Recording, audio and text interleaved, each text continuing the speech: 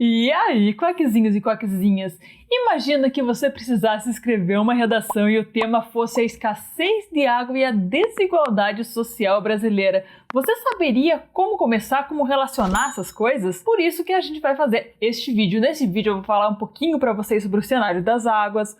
Vou falar também sobre como a pandemia influenciou na desigualdade social brasileira. Além disso, eu vou falar para vocês, afinal, se o Brasil é um país tão rico, por que tá faltando água? Tem sentido isso? Fica comigo nesse vídeo porque você vai descobrir. Além disso, a gente vai falar também um pouquinho sobre os índices de desigualdade social. E por fim, a gente vai fazer um comparativo entre a falta de água e a desigualdade social no Brasil para a gente saber como que a gente consegue relacionar essas coisas, beleza? Então, se você quer saber tudo sobre esse tema, fica comigo porque eu sou a Maiane do Quack e nesse vídeo eu vou apresentar para vocês várias coisas. Além disso, se você quer uma proposta de redação bem bacana sobre esse tema, tem lá no nosso site, eu vou deixar o link na descrição. E antes da gente começar o vídeo, se você quiser fontes, referências, tudo escritinho, o que eu tô falando nesse vídeo, tem também lá na descrição, o nosso site bonitinho, com todos os argumentos, tudo que eu tô falando aqui, ó, de forma bem explicadinha e tudo bem bonitinho, beleza? Então bora começar. Afinal, qual é o cenário das águas, Maiane? De acordo com uma matéria publicada no G1, a escassez de água afeta cerca de 40% de toda a população do mundo. Além disso, diversas cidades já estão sofrendo com racionamento de água.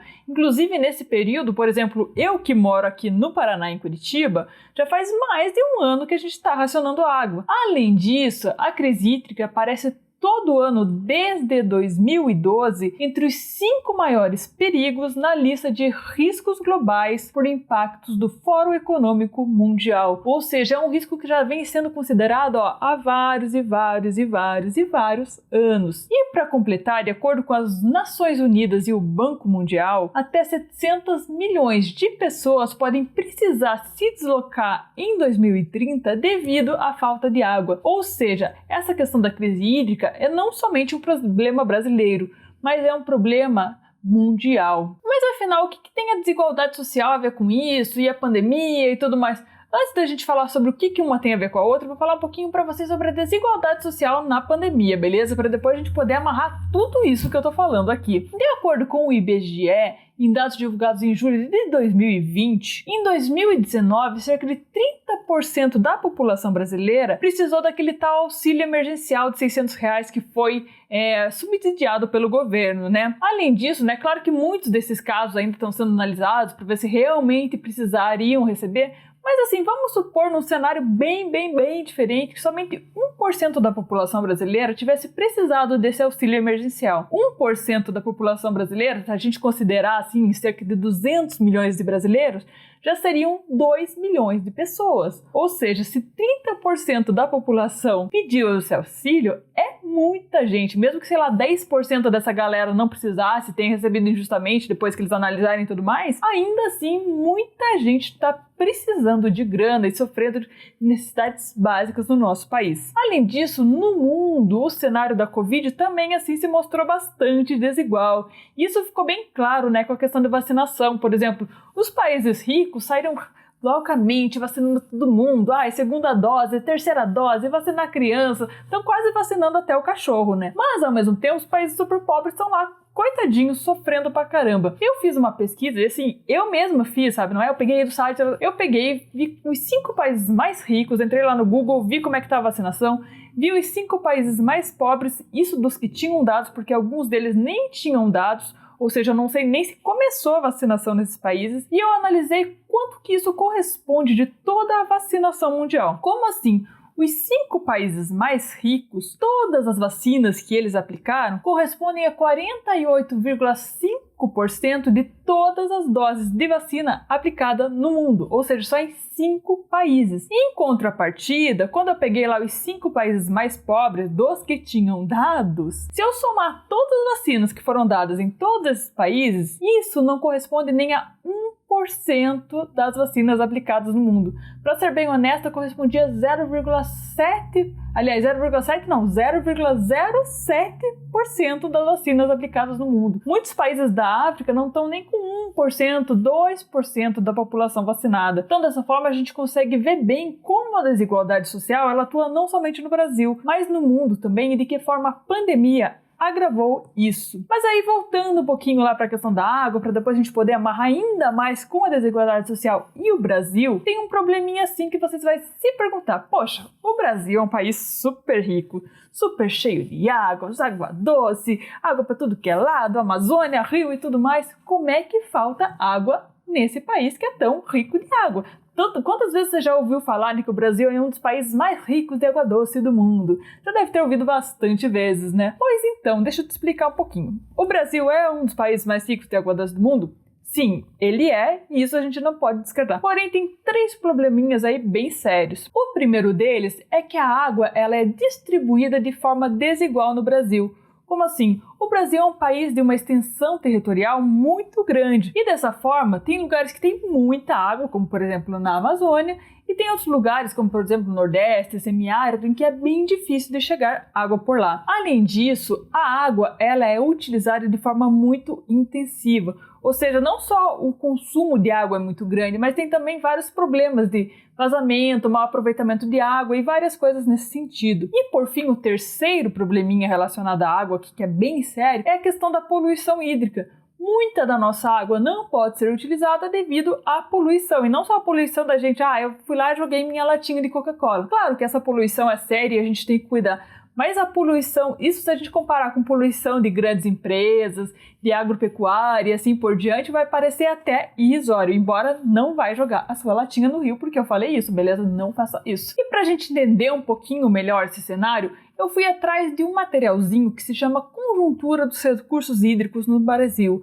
Esse é um material que foi criado pela Agência Nacional das Águas e divulgado em 2019. De acordo com esse material, a chuva ela é a maior responsável por encher os leitos dos rios no nosso país. Além disso, a precipitação média anual do Brasil é de cerca de 1.760 milímetros. Mas devido àquele probleminha que a gente falou de o Brasil ser muito grande, ser tudo muito mal distribuído, enquanto na Amazônia, por exemplo, chove cerca de 3.000 milímetros de água, lá na região semiárida, no Nordeste, chove apenas 500 milímetros, ou seja, a água ela já chega de uma forma bastante desigual. Além disso, dos cerca de 260 mil metros cúbicos de água por segundo que circulam no território nacional brasileiro, 80% deles estão na bacia amazônica, ou seja, bem distante de todo o resto do país, inclusive de regiões muito mais populosas. E é claro que, conforme a gente já citou, as regiões que mais sofrem com isso normalmente são o Nordeste, tanto devido às temperaturas altas, quanto também ao clima semiárido, que não favorece que a chuva chegue nessas regiões e consiga encher leitos de rios. Além disso, para tentar resolver esses problemas, normalmente são construídos o quê?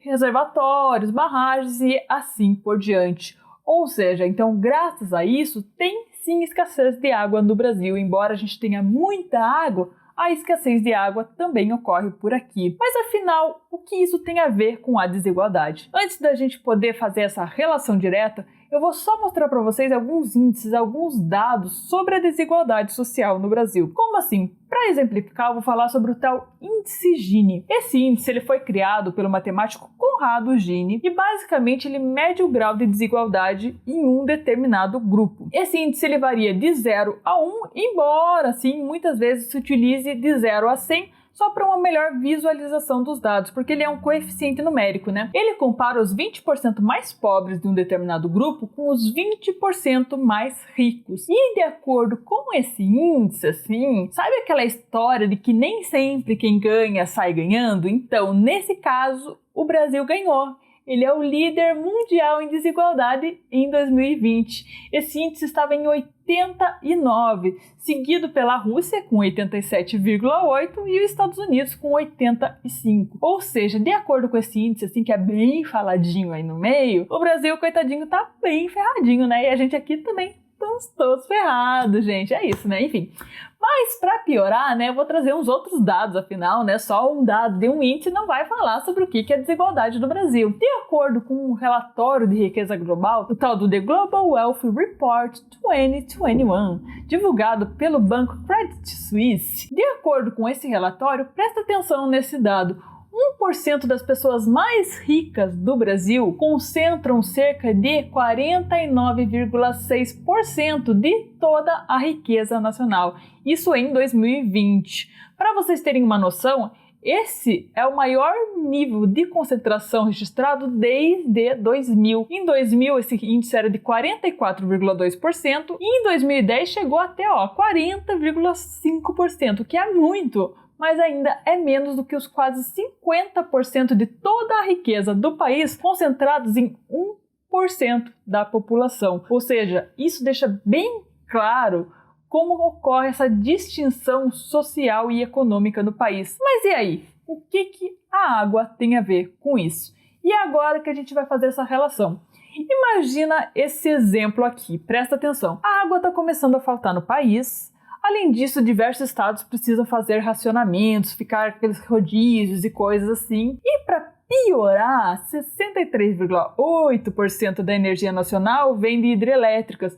Ou seja, o consumo de água também é feito por hidrelétricas. E se tem pouca água, a energia também fica mais cara porque ela também depende da água. Além disso, como quase tudo depende de água ou de energia para ser produzido, o alimento, tudo que a gente consome começa a ficar mais caro, né? Porque tudo tem que ter uma luz acesa, ou tem alimento, ou precisa de água e assim por diante. E sabe qual que é a pior coisa desse exemplo? É que isso não é um exemplo, gente. Isso está realmente acontecendo hoje, em 2021. Nós estamos tendo racionamento de água, 63,8% da nossa energia vem de hidrelétricas, ou seja, a gente depende da água não só para água, mas para energia também.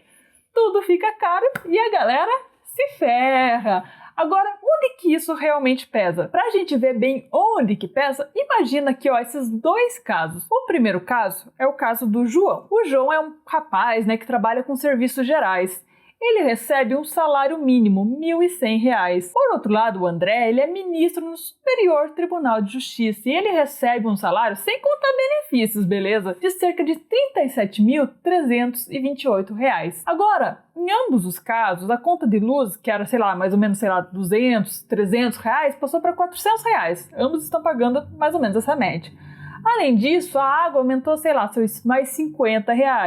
O alimento, a mesma quantidade de alimento que eles compravam antes, agora eles gastam, R$ 200 a mais com esse alimento. Só de a gente somar essas coisas aí, os 400 da luz, mais os 50 da água, mais os 200 de alimento, dá cerca de R$ 650.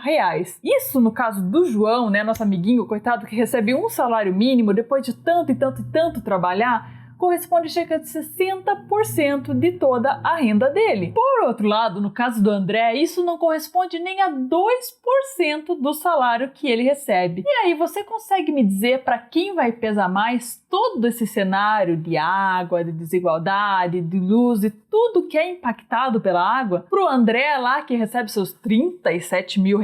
Ou pro coitado do João, que recebe seus R$ 1.100? E as pessoas que às vezes nem têm renda fixa, ou que nem têm trabalho, que estão desempregados, você consegue perceber como isso afeta todo o cenário nacional? Pois é, com isso eu consigo concluir o nosso vídeo com essa reflexão e que é bem importante a gente sempre estar bem atento. E você já sabe que se você quiser repertório sociocultural sobre o tema, citações verificadas, propostas de intervenção, corre lá no nosso site, que na descrição tem o link, lá tem tudo bem bonitinho, tudo mais ainda aprofundado do que eu falei aqui. E no nosso Instagram tem também vários conteúdos bem legais, hein? Segue lá o @quackredação e também se inscreve no nosso canal no Telegram, t.me/quackredação. E não se esquece de se inscrever no canal, hein? Obrigada, gente!